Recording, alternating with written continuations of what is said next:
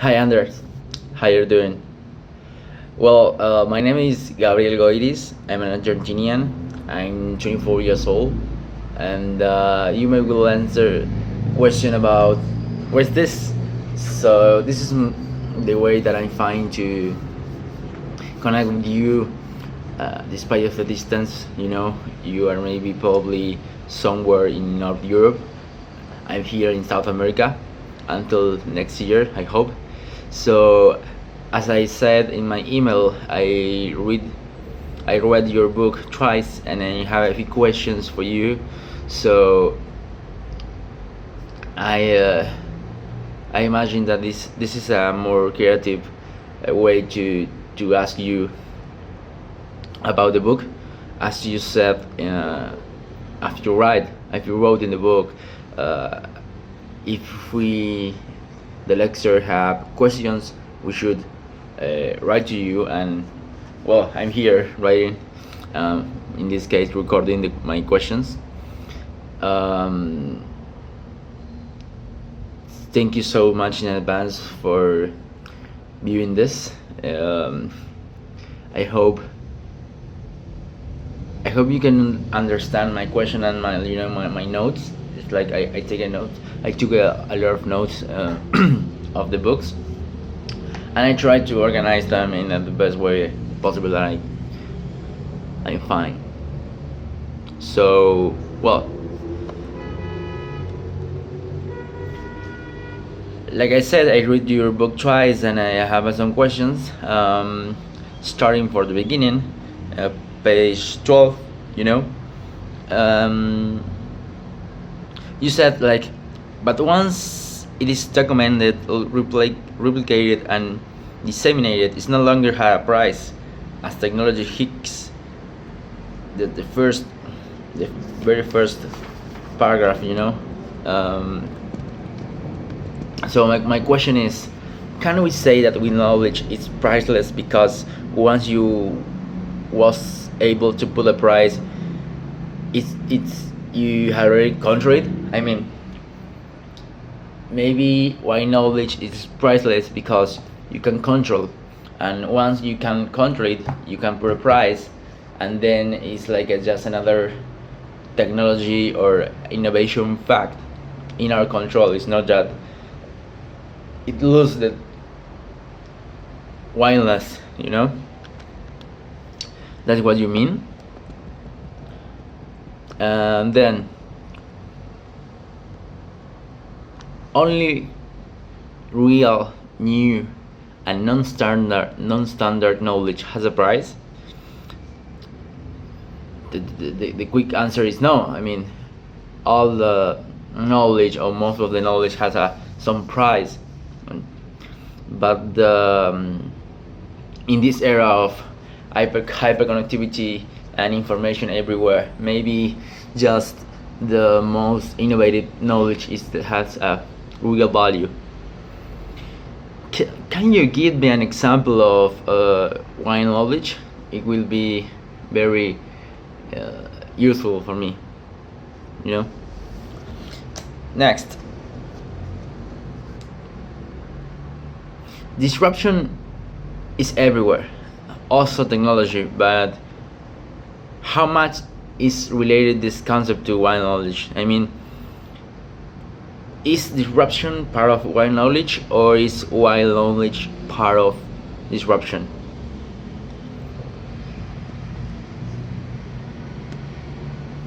Next, in the bottom of the page, you say that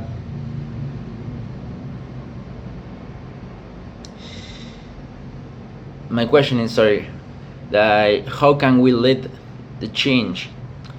I think the only way to anticipate, or the only way to lead, is to create the change we want to lead, create the change we want to see in the world. That's my point of view. And then a note of the last paragraph. You said that how patients today need to master the mind, the heart, and the hands. And I said that, yeah, you need the mind, the heart, emotions, the hands, the body, plus the spirit all together. I add the spirit thing, non not in a religious or um, so metaphysic way. I call spirit to the deepest uh, needs and desires and ways to, how to say it, the deepest way in people, in the ways in that people transcend ourselves their self. That's spiritual for me. Page 30, sorry, 13. You talk about this conception of a practical philosophy. What is that? I would love to. I would love you to explain more about it. You know. And then this is an important paragraph. You say the purpose of this book is to pull out a core methodology for learning to develop the right mindset. I don't know. I don't know if I agree with you. I mean, is there a core methodology for learning? In my experience, the only formula is that there is no formula. Everyone has their own like specificities, and I think the only goal rule is to try over and over and over again. You said somewhere in your book, I agree with that. And then you said develop the right mindset. Um, being so honest, I don't think that you achieve this objective in your book, or I can see it clearly. Maybe it's just me.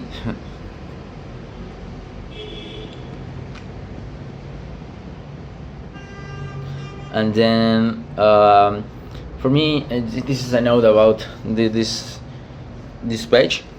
For me, the only way to innovate is to be able to see the world in a different way and create that vision. So change our perceptions come first, and yes, the main obstacle in our mindset, indeed, which is deeply sorry the main obstacle is our mindset, our main mindset, that is deeply stuck in our minds. So new paradigms is equal to new questions and new perceptions. And I want to introduce a concept that I think is very related to your book, that is anti-fragility, the Nassim Taleb book. I'm sure you know about it. And you talk about paradigms, and I said that living between an old paradigm and a new paradigm without losing the vision and your calm is it's a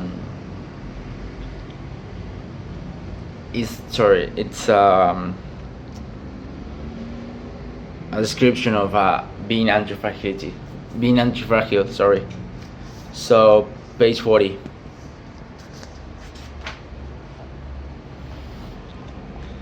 Here you start with your concept mensch. For me, mensch, it sounds like a humanistic view of people, and remembers me to the Martin Heidegger Dasein concept. Like the authentic being, the authentic Dasein is like being a mensch. So mensch, for me, if I understood well, is that people who can choose constantly, people who can constantly choose their actions. Question: why it's complex and simple at the same time? You say over there in the page 14, sorry, there is complex and simple at the same time. Why?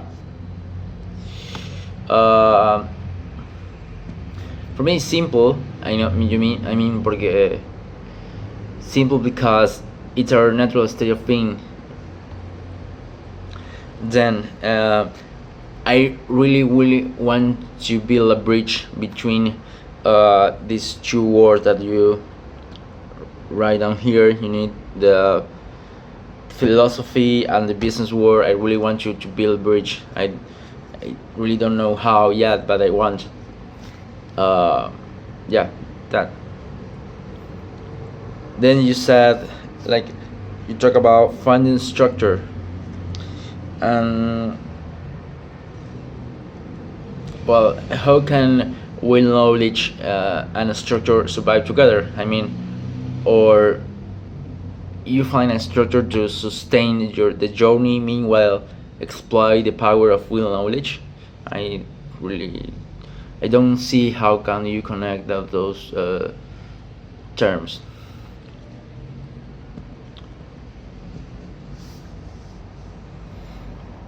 Then you finally talk about the here and now. So the details we lost in our daily tsunami of being busy.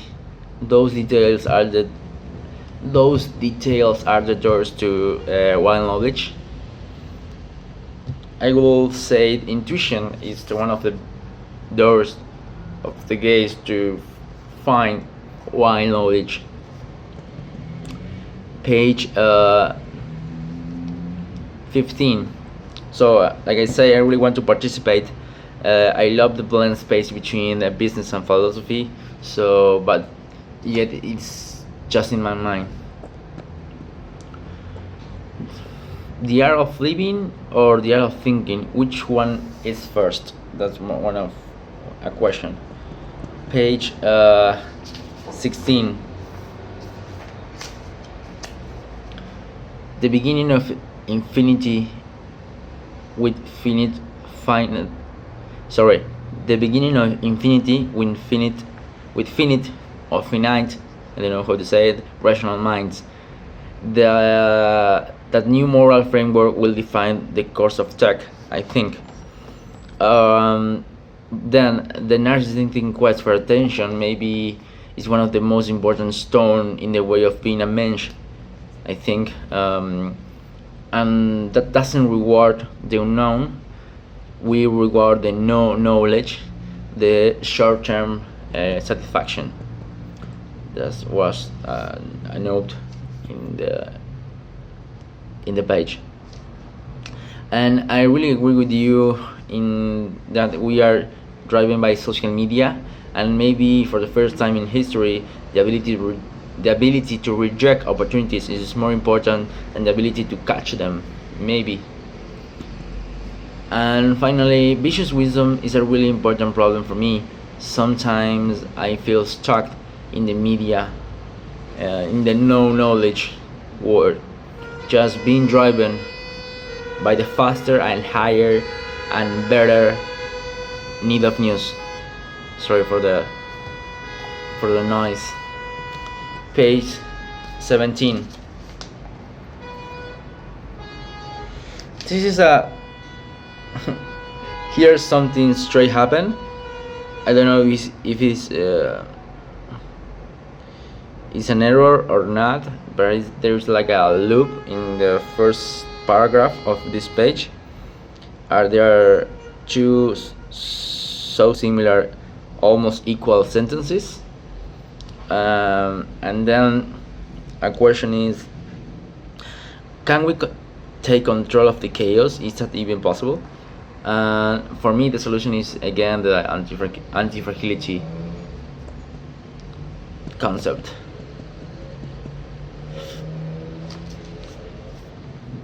And what are the characteristics of the creative scenarios? in the page of Welcome to the New World, for me the characteristic of aggressive scenarios is freedom, realization, and significant or meaning.